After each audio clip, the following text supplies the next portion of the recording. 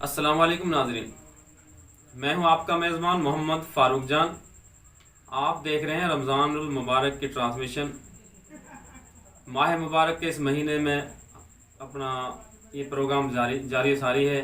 ہمارے ساتھ آج تشریف فرما ہے روزانہ کی طرح حضرت علامہ مولانا حاجی عبدالغفور ساجد الوری صاحب۔ آج ہم ان سے پھر وہی بات کرتے ہیں، کل کا جو ٹاپک چل رہا تھا دعا کی جو اہمیت ہے، دعا کی قبولیت ہے، اس کے بارے میں بات کرتے ہیں، اور اس کے ساتھ اور نئے ٹاپک ہیں انشاءاللہ ان پہ بات ہوگی کہ دعا کی قبولیت میں کتنا کردار ہے استغفار کا۔ آج استغفار بھی بات ہوگی، تو ہم چلتے ہیں اپنے مہمان کی طرف۔ جی السلام علیکم حضرت صاحب۔ وعلیکم السلام۔ حضرت صاحب اپنا ناظرین کو پہلے تو دعا کے بارے میں ایکسپلین کریں، جو آپ ہمارا کل سے ٹاپک چل رہا تھا اس کے بارے میں صحیح طریقے سے مزید ابھی ضرورت ہے، اور اس کے بعد ہم استغفار کی بات کرتے ہیں۔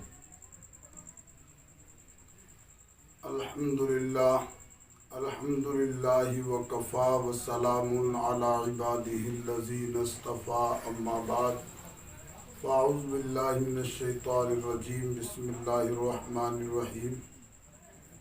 ادعونی استجب لکم، صدق اللہ مولانا العظیم وصدق رسولہ النبی الکریم الامین۔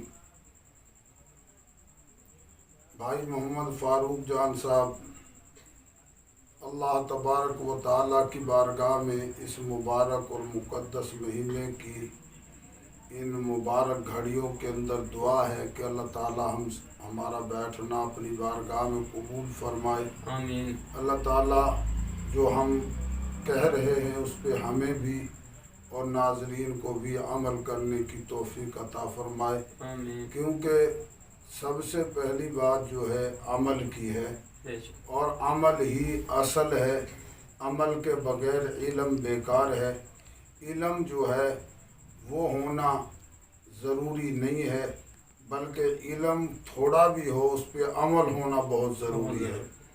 تو اللہ تبارک و تعالیٰ جیسے فرماتے ہیں کہ تم مجھ سے دعا کرو، میں تمہاری دعاؤں کو قبول کروں گا۔ اب دعا قبولیت کے لیے کچھ شرطیں ہیں، چونکہ روایتیں ہمارے سامنے موجود ہیں۔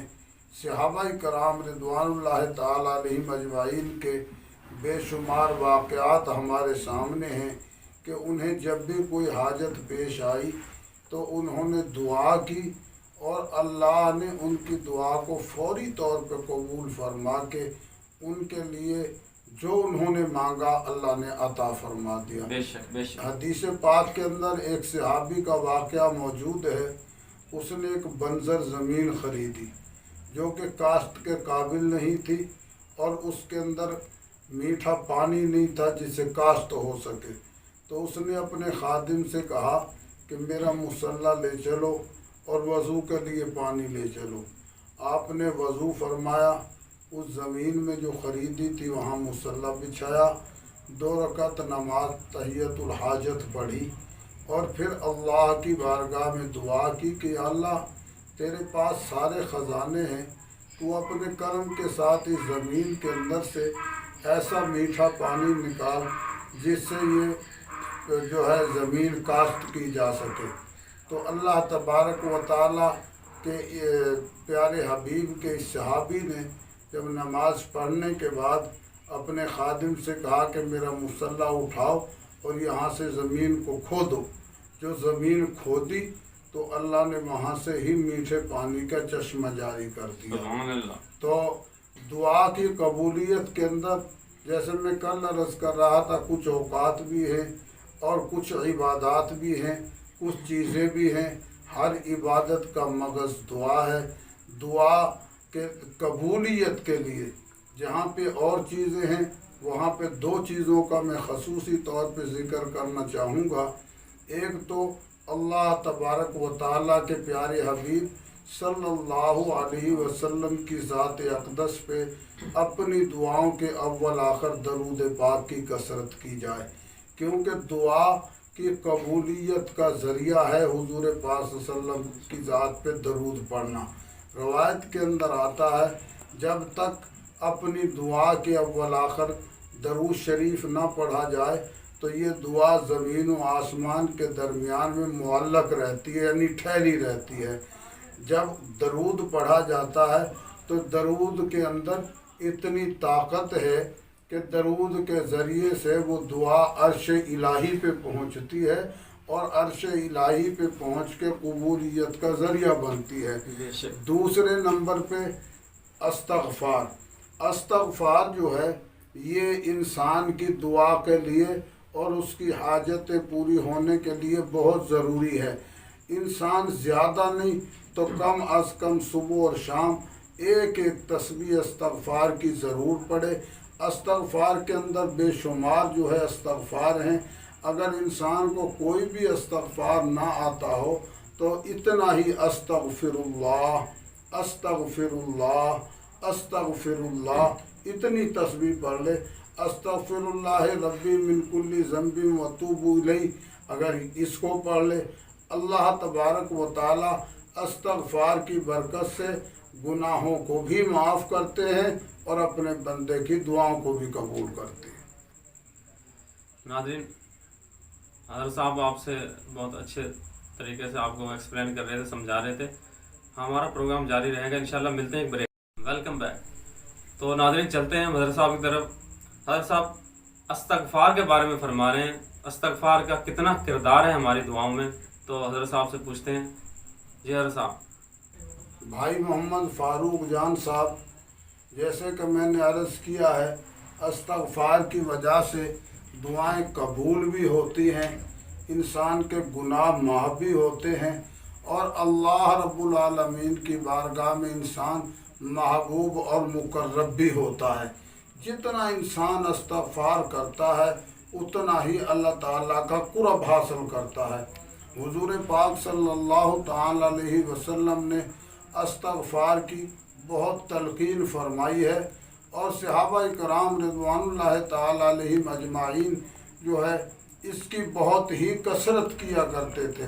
जैसा कि औलिया कामिलीन और बुज़ुर्गान दीन जो हैं उनकी अगर ज़िंदगी को, उनके हालात को पढ़ा जाए तो वहाँ से भी हमें ये सबक मिलता है।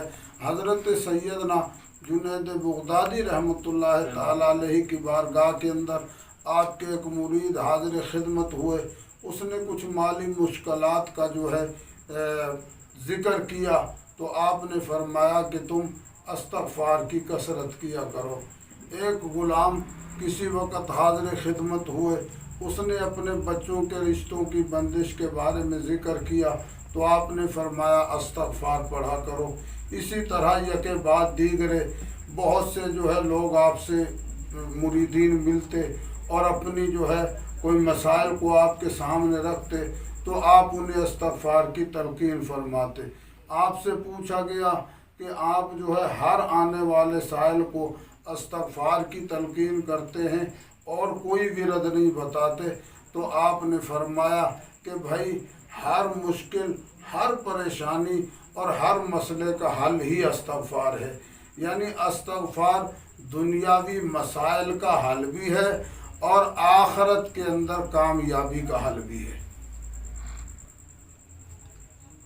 जी नाज़रीन, हज़रत साहब ने बड़े अच्छे तरीके से दुआ के बारे में बताया, इस्तग़फ़ार की कितनी अहमियत है वो भी आपको बताया और आपको इंशाल्लाह पता चल गया होगा कि इस्तग़फ़ार के बगैर हमारा गुजारा नहीं है। इस्तग़फ़ार हमारे गुनाहों को धो देता है, तो इस्तग़फ़ार बहुत ज़रूरी है।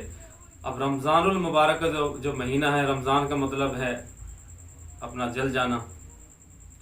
रमज़ान का मतलब है जल जाना। तो अब ये जो बंदा रोज़े रखता है, जो पहले रोज़े शुरू होता है 30 रोज़े तक जाता है, उसके सारे गुनाह ये के बाद दीगरे जल जाते हैं। तो इसका इतना फ़ायदा है। तो इसी तरह अब हज़रत साहब से हम पूछते हैं नाज़रीन के लिए कोई ऐसी दुआ, कोई ऐसा ज़िक्र जो बताएं जो आने वाले अपने मुश्किलात का हल हो, किसी परेशानी के लिए आसानी से अपना ज़िक्र कर सकें और उससे फ़ायदे ज़्यादा हो सके, उनकी दुआएं कबूल हो सके। तो हज़रत साहब से पूछते हैं कोई ज़िक्र बताएं नाज़रीन। जी हज़रत साहब।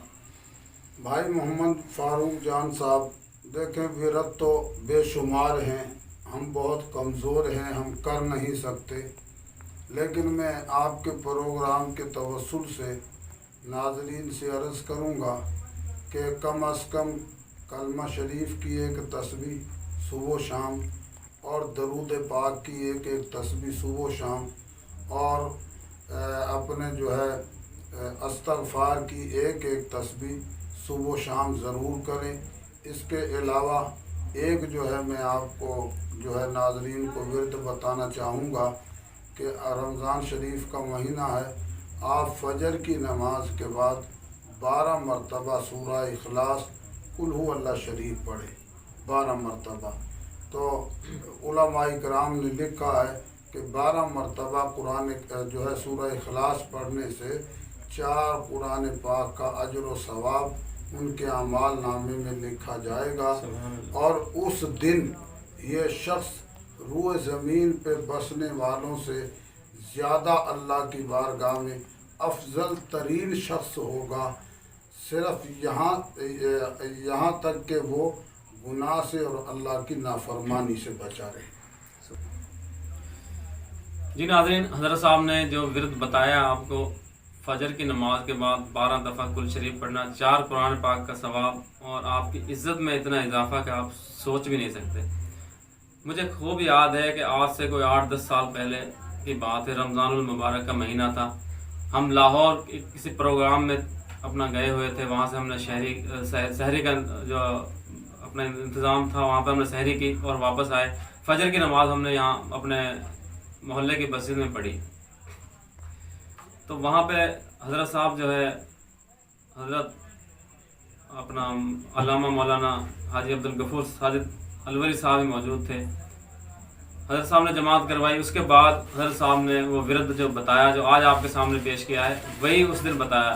اس دن سے آج تک میں ورد باقاعدہ طور پہ روزانہ کی بنیاد پر کر رہا ہوں، ایک دن میں نے کبھی ناغہ نہیں کیا۔ وہ مجھے پتہ ہے، یہ اللہ تعالیٰ کی ذات مبارک جانتی ہے، ذات پاک جانتی ہے کہ اس کا جب مجھے فائدہ ہوا ہے وہ میں ہی جانتا ہوں، یہ اللہ تعالیٰ کو پتہ ہے۔ یقین کرو بہت فائدہ ہے۔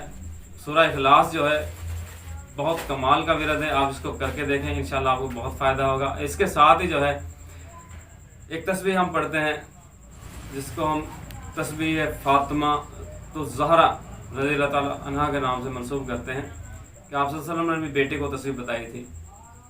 تو اس تسبیح کے حوالے سے میں آپ کو یہ سجیشن دینا چاہتا ہوں کہ جو بندہ صبح فجر کی نماز کے بعد 10 دفعہ سبحان اللہ اور 10 دفعہ الحمدللہ اور 10 دفعہ اللہ اکبر جو پڑھے گا بندہ، اس دن اس سے افضل کوئی بندہ نہیں ہوگا سوائے اس بندے کے کہ اس سے زیادہ پڑھے وہ، تو اس کا اتنا اجر و ثواب بھی ہے، اتنا فائدہ ہے، ایسا اتنا بڑا مقام ہے اس تسبیح کا۔ تسبیح تو پوری کرنی چاہیے، تو میں تو صرف وہ بات کر رہا ہوں کہ اگر آپ 10 دفعہ پڑھتے ہیں، 10 دفعہ اس کو دہراتے ہیں، تو اس میں سب سے افضل انسان اس دن وہ ہوگا جس نے وہ 10 دفعہ پڑھا ہوگا، سوائے اس بندے کے جس نے اسے زیادہ پڑھا ہو۔ تو ناظرین، یہ بہت کمال کے ورد ہیں، اللہ تعالیٰ نے ہمارے لیے بنائے ہیں اور ہم ان سے فائدہ اٹھا سکتے ہیں۔ ثواب کا ثواب ہے، سبحان اللہ کہنے پہ 10 نیکیاں ہیں، جنت میں ایک درخت لگ جاتا ہے۔ اسی طرح اس کا دیکھو کتنا بڑا فائدہ ہے، اور رمضان المبارک میں تو 70 گنا زیادہ نیکیاں بڑھ جاتی ہیں۔ تو میں امید کرتا ہوں کہ انشاءاللہ ناظرین اس پہ عمل کریں گے اور اس سے فائدہ اٹھائیں گے، اس کا جو اجر و ثواب ہے اس سے اپنا فیضیاب ہوں گے۔ اور انشاءاللہ اسی طرح ہم اب روزانہ کے جو پروگرام آ رہے ہیں، ہم روزانہ آپ کو کوئی نہ کوئی ورد بتائیں گے، آپ کی مشکلات جو ہیں ان کے حل کے لیے ہر صاحب آپ کو روزانہ کوئی نہ کوئی ورد بتائیں گے۔ تو آپ ہمارے جو پروگرام دیکھنا نہ بھولیے گا، اور ہمارا جو میو نیوز چینل ہے، آپ یوٹیوب پہ جائیں، میو نیوز کو سبسکرائب کریں، بیل آئیکن کو جو